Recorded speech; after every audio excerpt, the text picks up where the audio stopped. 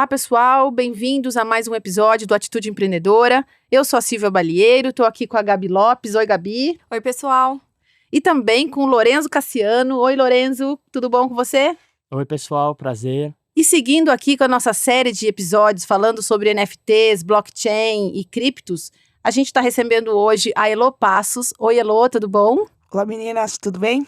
A Elo é fundadora e CEO da Space, um hub de soluções em NFT Games. Se formou em desenho e animação multimídia, comunicação e artes na Universidade de Belas Artes, trabalhou como designer de produto numa indústria de brinquedos licenciada Disney, foi analista de projetos gráficos na DMC Brasil, também foi designer numa Creditec e consultora de design thinking para empresas como Magalu, Stone, Honda.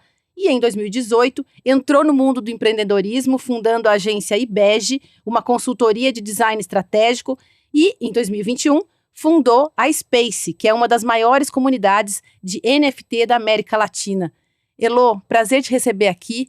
E nesse nosso podcast falando de atitude empreendedora, queria só começar com você trazendo isso. Como que veio essa vontade de empreender justamente nesse mundo dos NFTs? É legal quando você lê isso, porque a gente vai esquecendo a nossa história conforme a gente vai vivendo a nossa história, né? Sim. Então, eu sempre tive essa vontade de empreender, de fazer as coisas diferentes, né? Minha mãe, ela sempre foi comerciante, no momento que eu nasci até hoje, que eu me entendo por gente, passou aí por várias crises, não tinha conhecimento nenhum de administração, né? Minha mãe é uma pessoa que ela não é formada, se formou só até ali o ensino médio.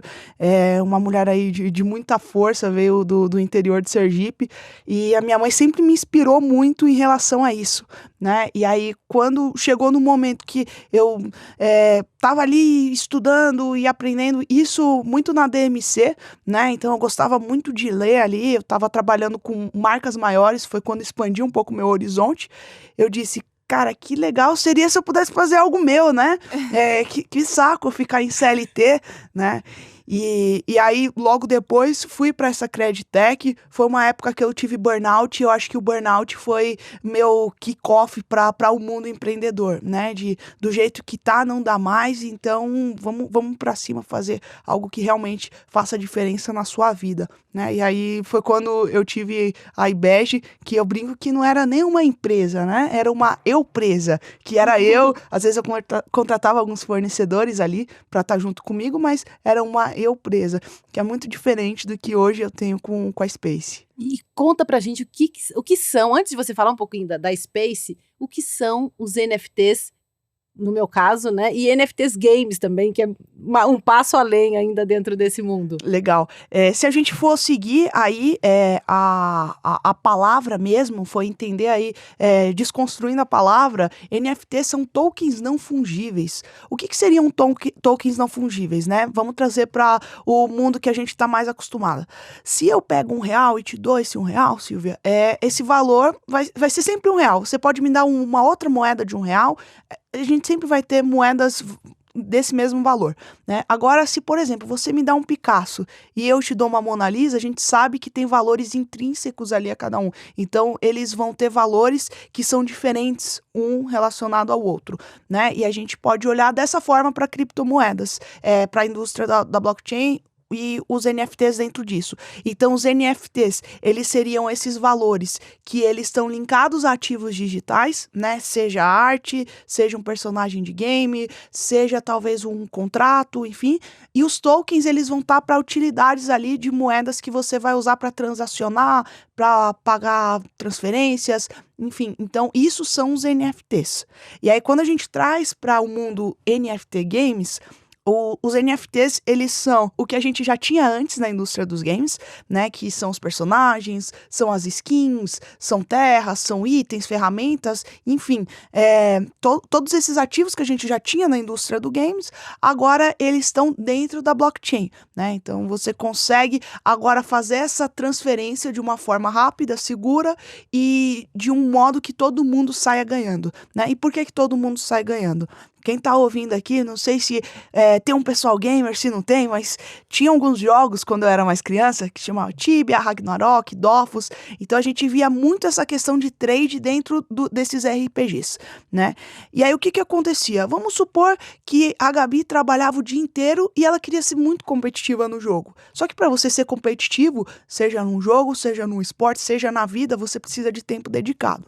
E vamos supor que eu não trabalhava o dia inteiro e eu tinha muito tempo livre e eu jogava. O que eu poderia fazer? Vender um personagem para a Gabi, dessa forma que esse personagem ele já tivesse um valor maior. Esse valor maior ela conseguia ser aí mais competitiva, né? Então ele tinha mais level, mais experiência. Só que a Gabi não sabia se ela ia receber dinheiro, se ela ia receber o personagem, eu não sabia se eu ia receber o dinheiro, e o desenvolvedor não recebia nada em relação a isso, né? Com a blockchain, através dos contratos inteligentes e a estrutura de marketplace, a gente consegue aí que todo mundo receba. Então, a pessoa que compra recebe seu personagem, sua skin, seu item, seja lá o que for, eu recebo meu dinheiro e o desenvolvedor recebe fees aí referentes às transações. Então, isso são os NFTs games de uma forma geral, se assim eu posso explicar. Eu tenho um filho de 15 anos que fica comprando Robux no Roblox, que fica comprando jogos. Como que esse mundo NFT Games muda a experiência dele ali dentro do Roblox? Legal, bacana. O Roblox não é um game que ainda está integrado, né, na blockchain, mas a gente pode pegar como exemplo o The Sandbox, que é um jogo ali que, vamos colocar que ele está dentro da mesma caixinha, que você vai construindo o universo, tem uma questão de produção de conteúdo muito forte, experiências que você pode criar, seja com marca, seja com estúdio, minigames. Então, hoje ele não consegue fazer essa monetização de forma ativa, né, de, não, vou criar uma land, vou alugar essa minha land, essa minha terra, para outra pessoa usar a minha terra. Então, se um HSBC quiser fazer uma experiência na minha terra, ele pode alugar a minha terra ali, eu vou ganhar referente a isso, e depois eu posso simplesmente derrubar, pôr abaixo o prédio, né? Então, isso vai mudar muito a forma de interação, principalmente a interação aí econômica entre os jogadores, né? E aí, quando você coloca questão de interação, outras experiências, a gente está falando que a comunidade de Web3 é uma comunidade que ela tem algumas peculiaridades quando a gente olha aí para outros projetos, que é essa questão dessa interação e participação aí na construção desses universos, né? Então, se antes era importante eu ter o jogo e ir passando feedbacks depois, hoje é importante eu ir construindo o jogo junto, né? Então, isso em games, isso em outros projetos blockchain, as pessoas elas querem estar envolvidas dentro dessa governança aí desses projetos. E hoje, até falando em questão de descentralização, né, de vantagem de NFT Games, é a questão de que todo o seu dinheiro investido no jogo está protegido, né? Porque hoje a gente tem a questão de, você investe dinheiro lá no jogo, mas você não recupera nunca mais aquele dinheiro, né? Tipo, se o jogo sai do ar, os desenvolvedores tiraram o servidor do ar, você perdeu aquele dinheiro. E o NFT Games, ele protege, né? Tem essa proteção. Eu diria que essa proteção não é bem uma proteção de fato, né? Por que a gente não pode olhar como uma proteção de fato? Porque a gente está falando de um mercado que é extremamente volátil. Então, os preços dos ativos, eles ainda estão muito linkados aí com a questão de, beleza, eu tenho esse item, eu vendo por quanto eu quiser. Eu acho que a partir do momento que a gente conseguir ter uma estrutura ali econômica dentro dos jogos que faça sentido, aí talvez a gente tenha uma proteção. Eu olho muito mais pelo fato de, você jogou Ragnarok a vida inteira. E aí agora você quer vender seu personagem porque você não quer mais jogar. Aí tranquilo, você vai vender. Se for na indústria tradicional, às vezes você nem consegue vender a sua conta.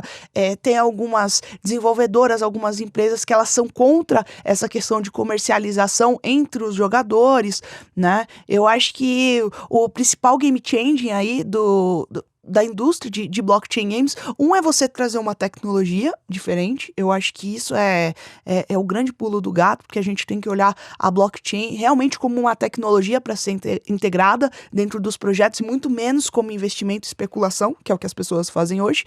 E o segundo é que você ativa muito mais uma economia de jogadores, né? Então, se antes eu tinha uma relação muito unilateral entre jogador e empresa, hoje eu consigo ter uma relação entre jogador e empresa, entre jogador-jogador, entre jogador-jogador-empresa. Então, antes era um B2C, né? Hoje a gente consegue fazer um B2B2C, né? E a gente consegue ter formas diferentes aí de olhar a dinâmica desses negócios.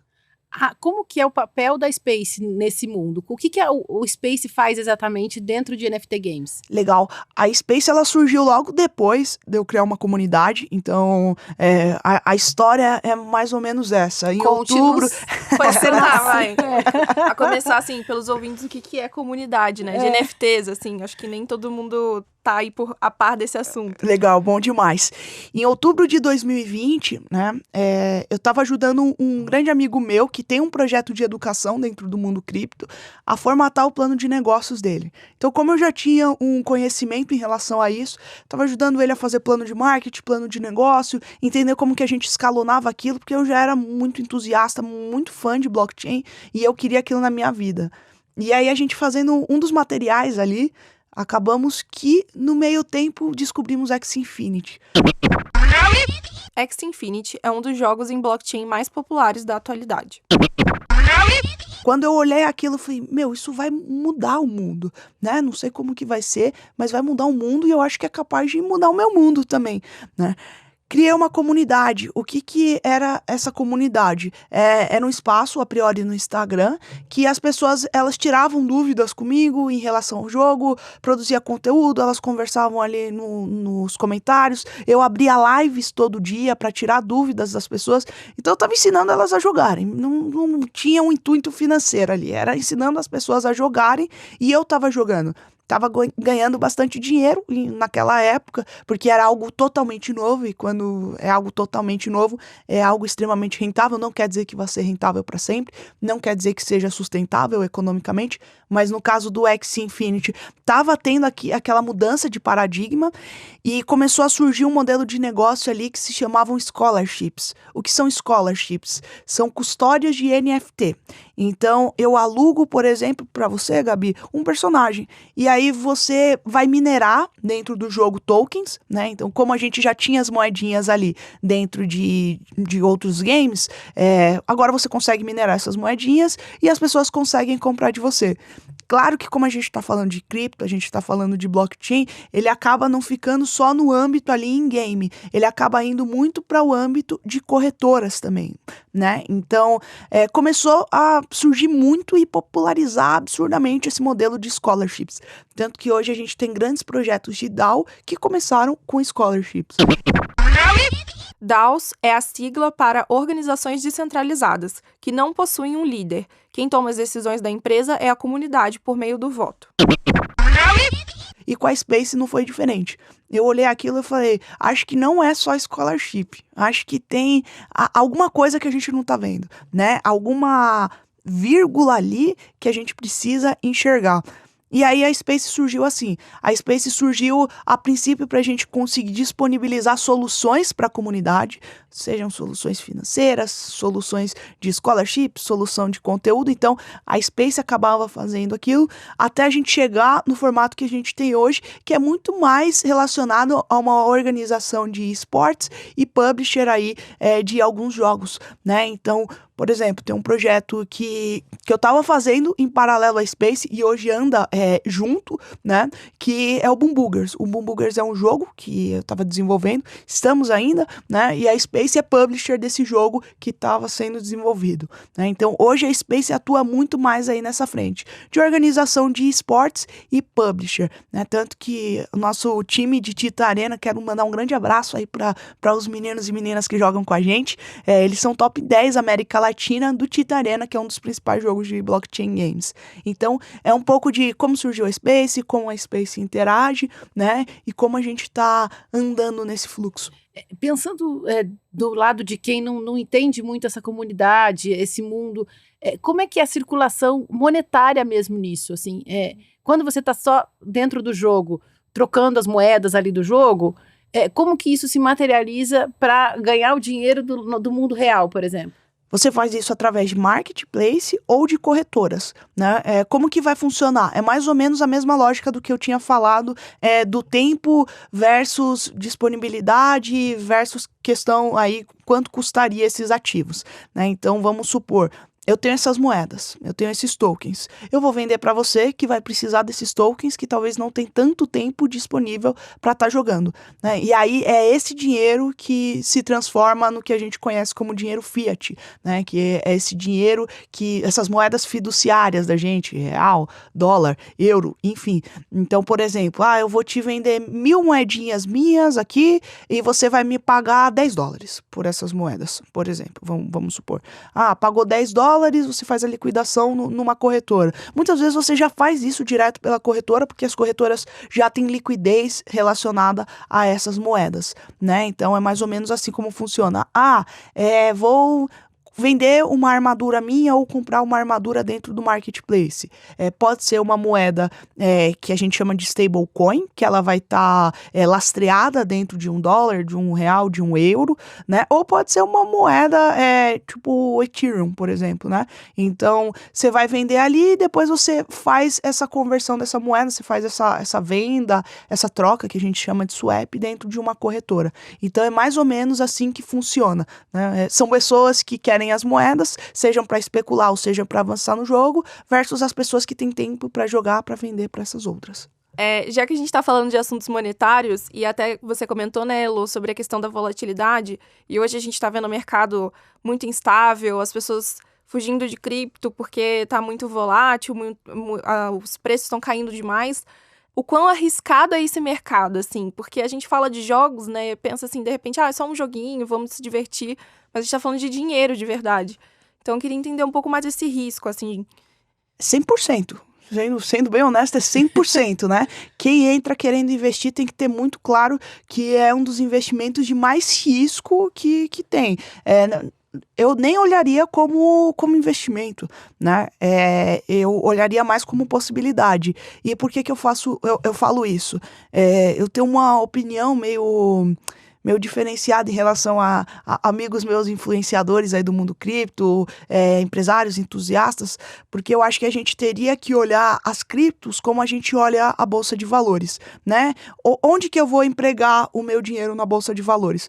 Talvez ali nas blue chips, né, em ações que tenham a ver com infraestrutura, então, de saneamento, né, a gente pensar, por exemplo, em luz, enfim. Então, eu acho que quando a gente vai investir na bolsa, a gente cria teses para isso, né, cria teses de vou investir não porque tá no hype, né, mesmo porque a gente sabe que quando a gente investe em algo que tá no hype, a chance de você perder dinheiro é enorme. Então, ok, tem uma tese mais fundada em tecnologia. O que essa tecnologia resolve? Essa tecnologia, ela tá dando dinheiro agora? Se ela não tá dando dinheiro, qual que é a perspectiva dela para dar dinheiro para os próximos anos? Tá, tirando a perspectiva para dar dinheiro para os próximos anos, o que ela resolve? Como que ela vai transformar a vida das pessoas referente a isso? Então, é esse olhar que a gente tem com ações. É o mesmo olhar que eu acho que a gente tem que ter com projetos blockchain no geral. Sejam blockchain games, seja quando você olha DeFi, qualquer outro projeto. Beleza, eu não vou estar investindo porque vai estar no hype, porque estão me falando que vai ter retorno de 3 meses. Não, se hoje eu fosse investir em algum projeto de blockchain games, provavelmente eu investiria em projetos de infraestrutura, em projetos de estúdio, não no game em si, porque cada vez mais a gente vê que essas são as teses dos VCs.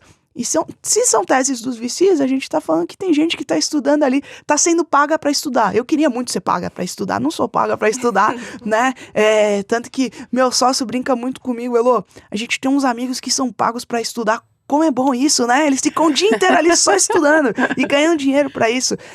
Então, assim, se tem gente que está estudando e está fundamentando teses em relação a isso, né? Eu gosto de seguir esse caminho, né? E eu acho que vai ser muito por essa ordem aí de grandeza que as coisas vão acontecer, né? Não vou investir mais em jogo X, porque é jogo X. Não, talvez eu vou investir, por exemplo, no estúdio X, porque ele tem um universo ali de franquias que se conversam, de jogos que tem uma comunidade forte, enfim. Então, acho que é olhar por esse lado, porque investimento em cripto é extremamente complicado. O mercado está em baixa, mas a gente não pode esquecer que o mercado no geral não é algo inerente só ao mercado cripto. Não, é um mercado geral. A gente sabe que tem a questão da taxa de juros, a gente sabe aí que tem uma questão absurda de estoques que hoje em dia eles estão parados aí, não tem escoamento esses estoques. A gente sabe que acabou de ter uma guerra entre a Ucrânia, enfim. Está acontecendo ainda, Está acontecendo, né? Está acontecendo. Tem questões da China, enfim. Então, é um mercado num todo. E eu acho Não é um mundo à parte, como às vezes a gente pensa. Né? A gente acha que é tipo assim, Terra e Lua, o que tá acontecendo na Lua não, tá tudo dentro do mesmo sistema planetário ali, né? Então, acho que ok, tô fugindo de cripto e tudo bem você está fugindo de cripto, né?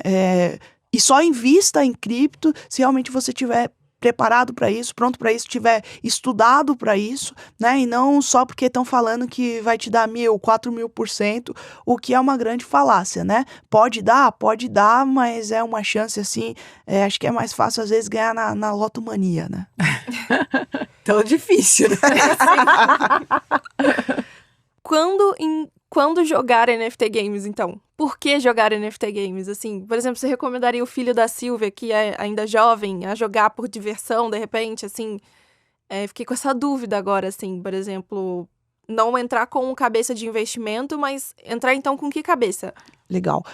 Você joga alguma coisa, Gabi? Eu jogo. O que você joga? Fala pra mim.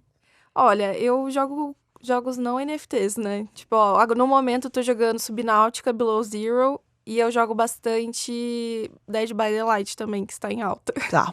Eu jogo um jogo, hoje não é NFT, tá? Mas eu jogo um jogo que se chama Stardew Valley, né? Stardew Valley é um joguinho de fazendinha. Por que eu jogo esse jogo?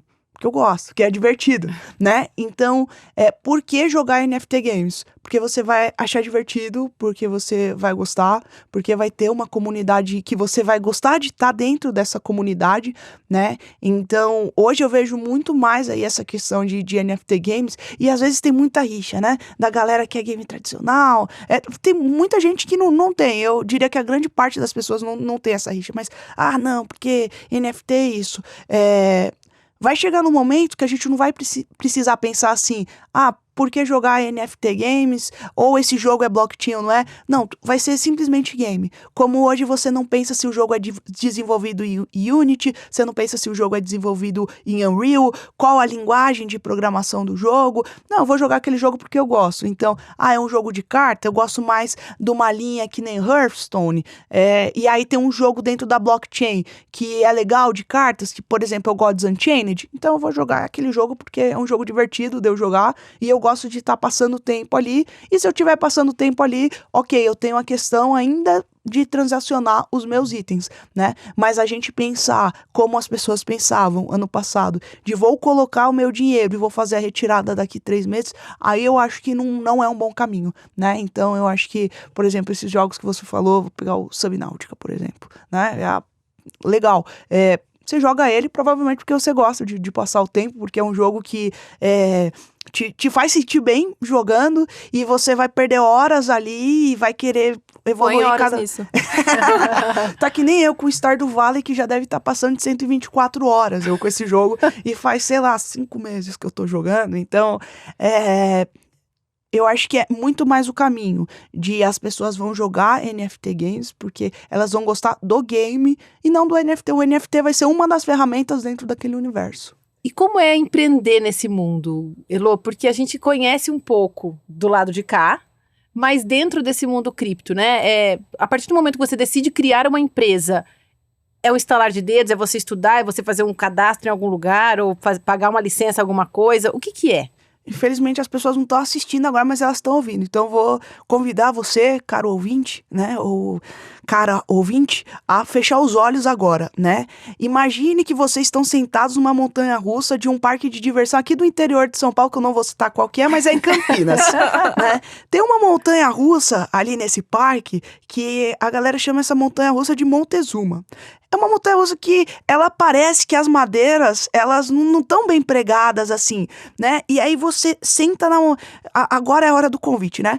Vocês estão sentados nessa montanha-russa. E aí passou uma pessoa correndo aqui, só puxou a alavanca pra te prender, mas ela não viu se a alavanca tá presa. E aí você olha pro lado assim e você diz, caramba, mas eu não sei se isso tá preso e, sei lá, eu posso sair voando na montanha-russa, né? E aí a montanha-russa começa a andar e você diz, tá tudo bem. Mas aí tá trepidando mais do que o suficiente, assim, tipo, tá trepidando meio estranho aqui. E aí eu tô subindo, e eu tô subindo, eu tô no tá. E eu falo, meu Deus do céu, eu vou cair. Aí do nada você vai e aí o pessoal, não, levanta a mão. Você fala, não, mas eu não quero levantar a mão. E aí levanta a mão. E é aquela loucura, e você diz, caramba, eu não sei se eu vou sair voando, se a montanha-russa vai desabar. Mas é muito legal estar na montanha-russa, né? Você tá ali na adrenalina. Então empreender em cripto, pra mim, é isso. Você tá nessa montanha-russa, com essa adrenalina louca, sem saber se vai quebrar a montanha-russa, se você vai voar, se você não vai, né? Mas em termos práticos, assim, aí na hora a gente... que assinar o papel, sabe? Tem um papel para assinar? Já começa daí, tem um né? papel, tem um papel.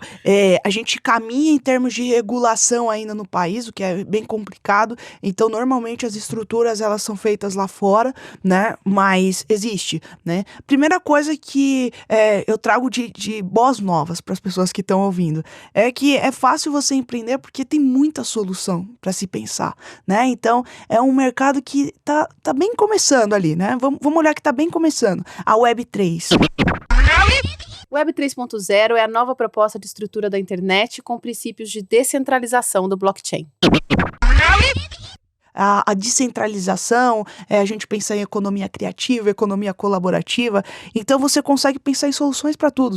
Vocês conseguem pensar em solução para game, você consegue pensar em solução para cadeia de logística, para produção, para controle e monitoramento, para entretenimento, consegue pensar em tudo. E hoje a gente tem ainda a facilidade que tem muitos projetos que eles simplesmente fazem a integração de blockchain. Então, eu tô com essa ideia, vou integrar aqui no projeto, né?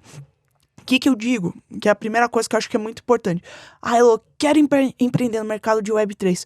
Dá uma estudada primeiro para você entender o que é o mercado Web3. Conversa com o pessoal que já empreende para você entender quais que são as inerências do mercado, né? Quais que são as dificuldades do mercado, talvez aonde você possa patinar, né? Eu lembro quando eu tinha 16 anos, minha mãe falava, não, você tem que, vai pelo caminho certo, não sei o quê. Eu falei, não, mãe, eu quero cometer meus próprios erros, né? Passado 15 anos, eu falo, não quero cometer meus próprios erros, eu quero olhar para quem já cometeu os erros, para eu não cometer os mesmos erros, e se eu for cometer erros, que sejam erros novos, né? Então, converse com essas pessoas que já empreendem nesse mercado, né? Tragam aí a outra visão. Eu acho muito legal quem tem uma visão Web 2 e entra também na Web 3, porque a gente acaba trazendo o que é esse mundo tradicional para esse novo mundo e talvez trazendo soluções para esse novo mundo. Não ache que você vai precisar de rios e rios de dinheiro. Comece com pouco, então não vou largar tudo. Não, começa, sinta se você gosta do mercado também, em termos práticos, né?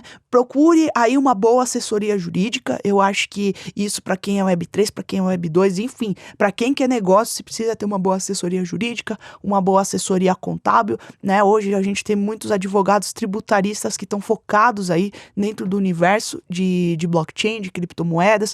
Então, se embase nessas pessoas e o mais importante, comece a criar comunidade, porque no fim, a Web3, né, é clichê dizer, mas a Web3 é relação com comunidade e a comunidade está construindo junto de você e você ter pessoas ali dentro de um ecossistema forte que não são simplesmente usuários, mas elas estão colaborando ali com a criação desse organismo vivo, né? Vamos lá. Então, eu queria também trazer outro assunto difícil, entre aspas, que é a questão da segurança da rede, né? Quem acompanha um pouco do mercado de cripto, um pouco do mercado de games, vira e mexe, surge aí uma manchete, empresa de NFT Games X perde milhões por falha na segurança, falha na programação. Então eu queria entender um pouco mais sobre isso, assim, é realmente um mercado ainda vulnerável a esse tipo de ataque? E até entender a questão do ponto de vista, trazendo o nosso tema da temporada, né, blockchain. Porque a gente vê, blockchain é uma tecnologia super segura, que tem essa proposta de não ser, não sofrer ataques. Então, como que funciona isso, né? Como que os NFTs games são vulneráveis a isso, ao mesmo tempo que existe a blockchain? Tá. A maior parte desses ataques, né? Agora a gente entrando um pouco na questão de infraestrutura de blockchain, a gente pensando na tecnologia, né? Então, para o ouvinte que está ouvindo, né? Provavelmente já ouviram em outros episódios o que é blockchain, mas trazendo um pouco aqui, entrei agora. A blockchain é uma tecnologia ali, né, uma tecnologia de infraestrutura, e é importante a gente falar que não existe uma blockchain, né, então a gente às vezes fala blockchain como se fosse algo único. Não, existem várias blockchains ali. Então, se tem uma blockchain que resolve isso, uma blockchain que está com mais foco nisso, enfim, blockchains. Normalmente os hacks nessas blockchains, elas acontecem através das bridges. O que são as bridges? As bridges são as pontes que elas conversam de uma blockchain para outra, né? Então, o problema de segurança é algo que eu acho que ainda é muito sério, porque existe para mim o grande ponto de virada da blockchain para qualquer outro mercado, que é a interoperabilidade, né? Então, a gente poder usar os projetos para se conversarem em diferentes blockchains. Só que essa bridge é muito frágil ainda, né? Todas as bridges são muito frágeis, né? Tanto que eu acho que alguém que trazer alguma solução real de segurança, né? Vou conseguir construir aqui uma questão de bridge que potencialize a segurança, vai melhorar assim, absurdamente, vai ser um projeto que vai ser muito valoroso dentro da rede, né? Então, é preocupante isso? É preocupante. A gente viu que o Axie Infinity, que é um dos maiores jogos, ele teve esse problema do hack da Ronin, que foram $600 milhões, se eu não me engano, né?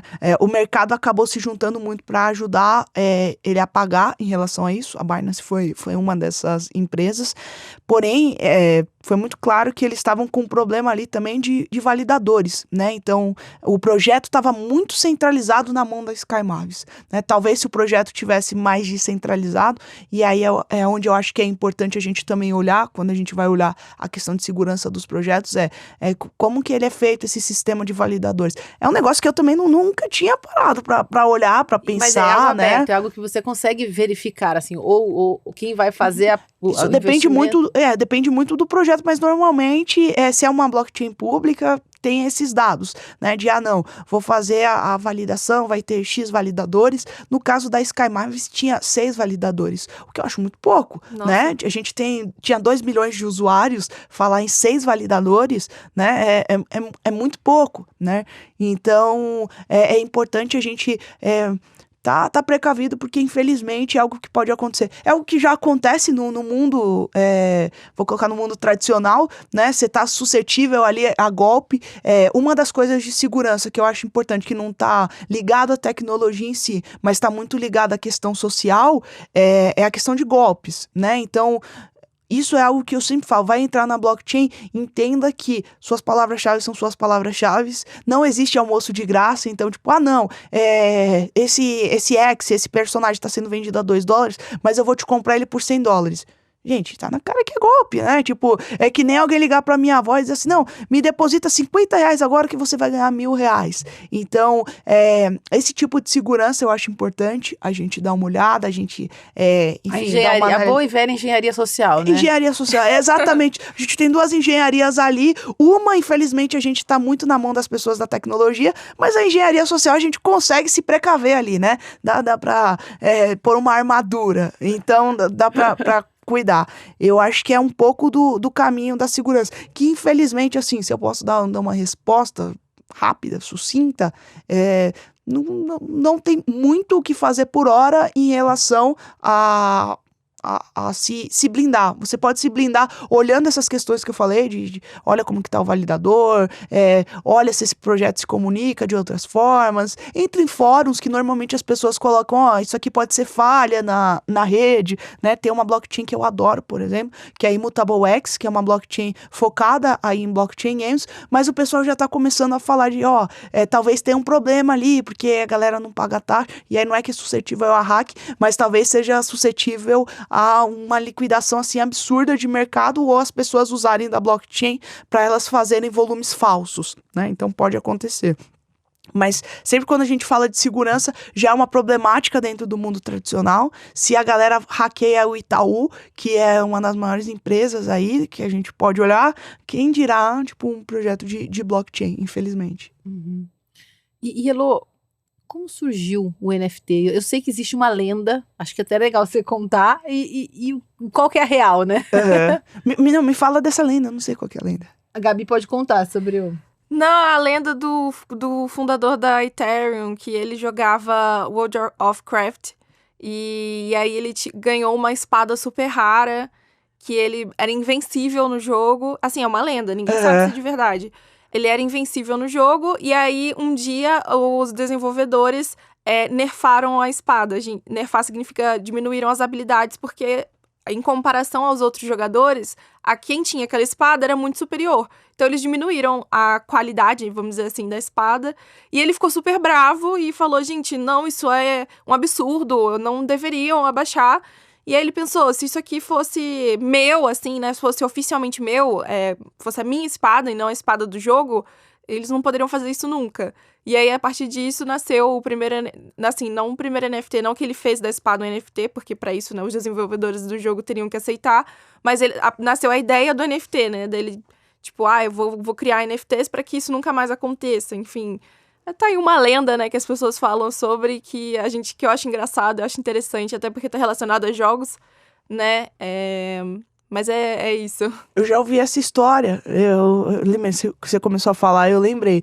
E eu acho que super faz sentido isso. Porque o Vitalik é meio louco, assim, né? Se a gente for olhar, ele é um cara muito fora da... Um cara pra criar um protocolo que nem o Ethereum é um cara muito, muito, muito, muito, muito fora da curva. Não é que é fora da curva, é tipo, sei lá, outra realidade de curva, né?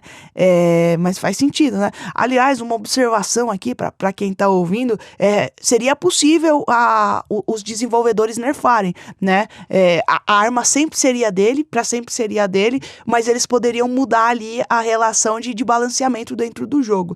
Então, Vitalik ia ter começado super, super louco, assim. Mas os primeiros registros que a gente tem de NFT são os CryptoKitties, lá em 2017, né? Os CryptoKitties eram gatinhos que tiveram a capacidade de congestionar a rede Ethereum e eram vendidos absurdamente, mas eles não tinham função nenhuma. Eram só gatinhos ali em NFT. Só que quem desenvolveu os gatinhos olhou e disse assim, acho que dá pra gente colocar utilidade dentro disso, né? Então, uma parte até foi fazer o X Infinity, outra parte foi desenvolver outros projetos. Então, o NFT surgiu mais ou menos ali, né? Que a gente tem datado em 2017 com os CryptoKitties, que não faziam muito, mas foi o começo aí de uma revolução. A semente, né? Foi a semente. Pois assim, regou, explodiu, virou a floresta amazônica. E futuro, Elô? A gente falou um pouquinho do começo, né? Agora, como você vê esse daqui pra frente nesse mundo? Eu sempre gosto muito de acreditar no lado positivo das coisas, né? Meu sócio até brinca que diz assim, Lô, você olha sempre aí as coisas boas, né? Queria ter essa inocência. Eu falo, não, Ju, a gente precisa balancear, né? Um com o outro. Mas eu gosto muito de acreditar no melhor futuro possível para as coisas. Eu acho que vai chegar num momento que a blockchain sim vai ser acessível para todo mundo e eu vou poder usar a blockchain como eu uso um iFood, como eu uso um Rappi, como eu uso um Uber, como eu uso um Waze, que eu não penso na tecnologia que está por trás. Eu simplesmente uso para ele resolver um problema diário meu, seja pedir comida rápido, seja chegar num lugar que eu preciso no melhor caminho, seja chamar um carro se eu não tenho carro. Então, assim, eu acho que vai ser esse o movimento da blockchain, porque a blockchain é acesso. acesso, né? A blockchain é para milhões de pessoas. Então, a gente tem que pensar nessa questão de acesso. O que a gente pensava também em questão de profissões, que as profissões, elas vão, em 2030 a gente vai ver profissões que a gente nunca imaginava.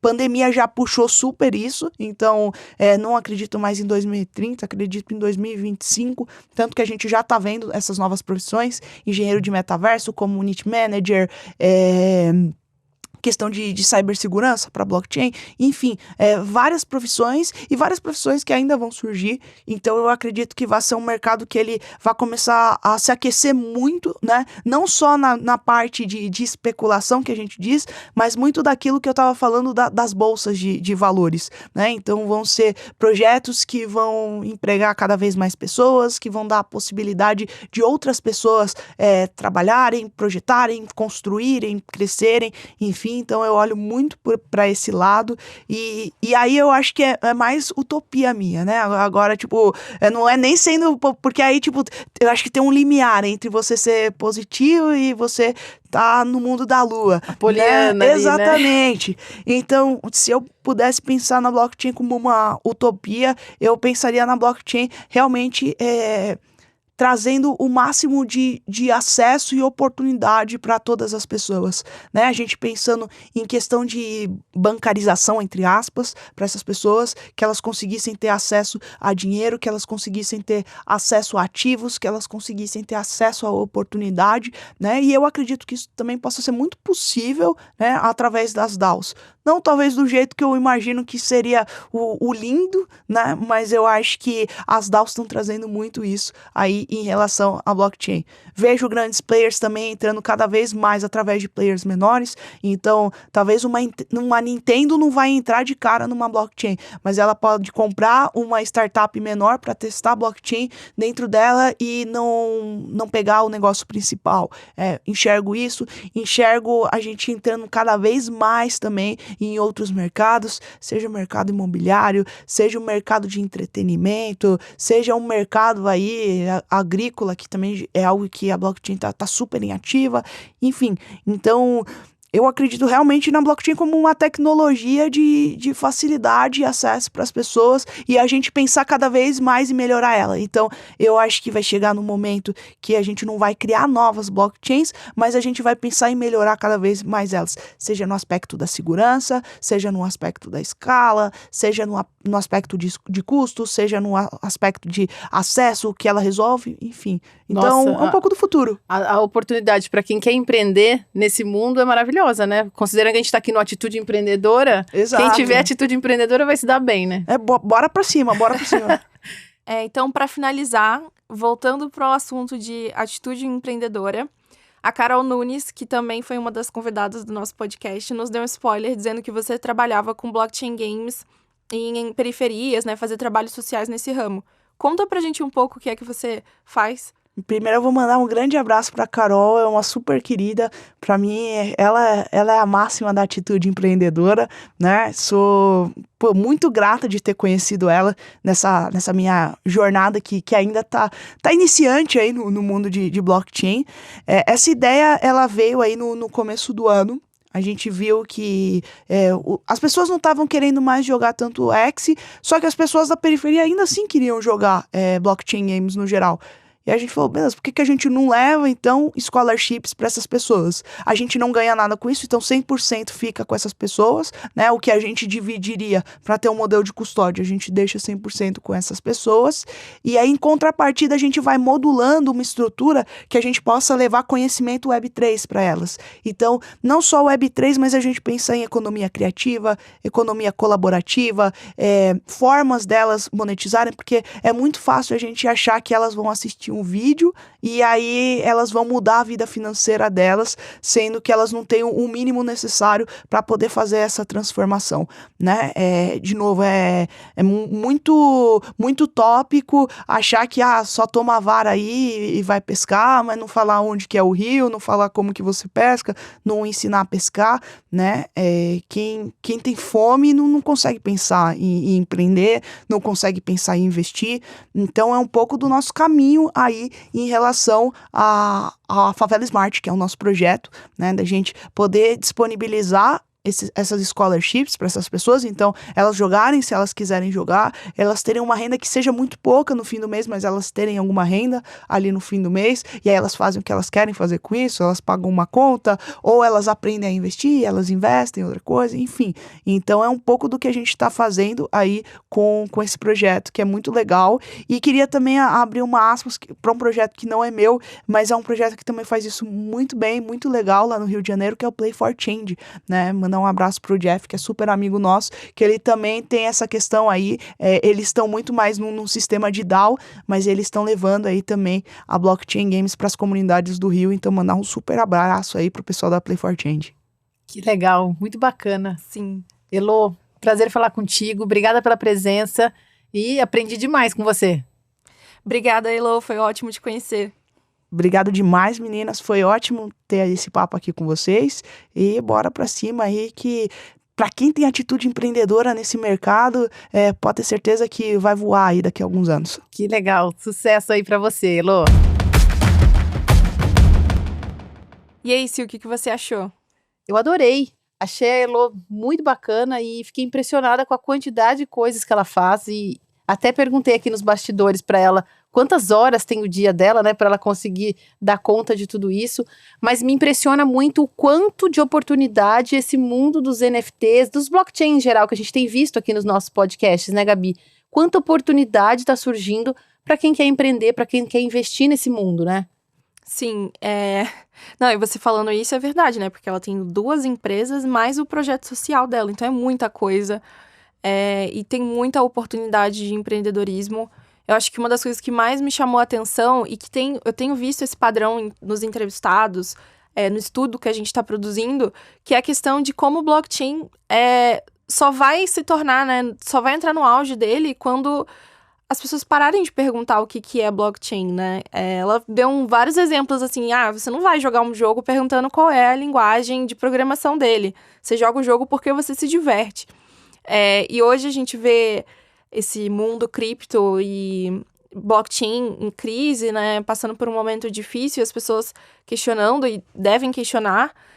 Mas é isso, assim, essa comparação até que ela faz de vamos comparar com o mercado financeiro, o mercado financeiro tradicional, vamos jogar o jogo por diversão, tudo isso, assim, né? Pessoal, vamos usar a razão, né? Tipo, não vamos sair investindo sem pensar ou ficar com medo sem pensar.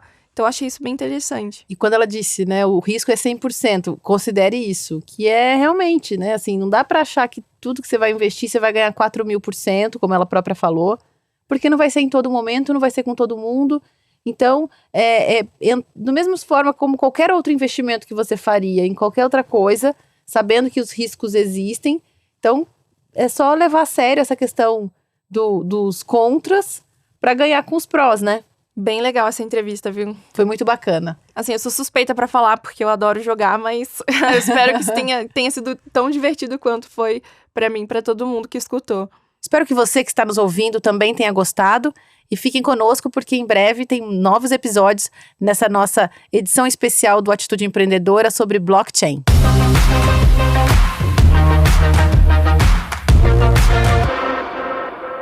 Esse podcast é uma parceria do Estúdio Teses com o Ateliê de Conteúdo. O episódio foi produzido por Ariane Abdala, Gabriela Lopes, Silvia Balieiro, Ana Carolina Bergmiller, Júlia Fregonese, Giovana Dias, Lorenzo Iatalese.